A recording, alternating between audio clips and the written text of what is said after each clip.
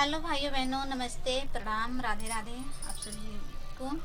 तो हम एक छोटा सा बहुत ही प्यारा अवधी गारी गीत लेके आए ही गाओ जाते हैं। आप सब कैसे लगे कमेंट में कहीं बताओ जाया और आप सब सुनत जाया। बहुत प्यारा है, दुल्हा दुल्हनी क्या है, बनरवा क्या है, सब कुछ सुंदर मजा आए। तो सबको पता ही है, गाड़ी को वहीं दिया है उन्होंने। टाइम चलता है, गाड़ी खूब चलती है फिलहाल। अब तो कहीं कहीं गाड़ी होती है, कहीं कहीं गाड़ी हो गई नहीं, अभी बहुत चलती है गाड़ी। ऐसी बात ना है ना, तो आपसे सुना जाए और सब खूब गावत जाया। अमवा का पेड़ जी कटाया हो समाधि साले, अमवा का पेड़ जी कटाया हो समाधि। अरे ऊपर बैठा बड़ा का बनारवा, हाँ सीताराम से बजो।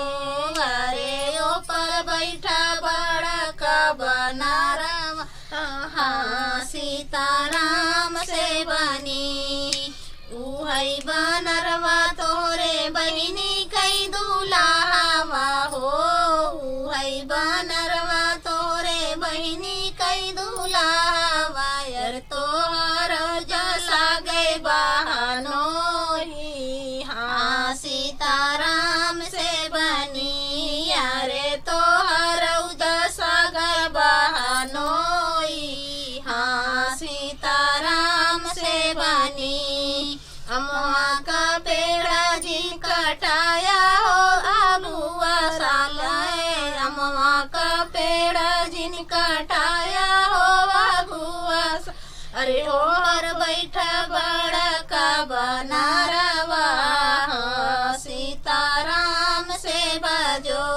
अरे ओपा बैठा बड़ा का बनारवा, सीताराम से बजो।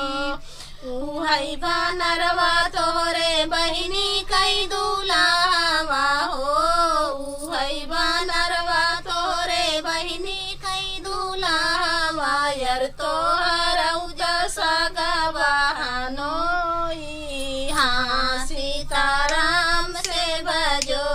यारे तोहर जसा गवाहनोई, हाँ सीताराम से बजो। अमवा का पेड़ जिन कटाया हो दुलाहे साले, अमवा का पेड़ जिन कटाया हो दुलाहे सा। ओ बैठा बड़ा का बनारवा, हाँ सीताराम से बनी। अरे ओपा बैठा बड़ा का बनारवा, हाँ सीताराम से बनी। उहई बनरवा तोरे बहिनी कई दुलावा हो, उहई बनरवा तोरे बहिनी कई भतारवा हो।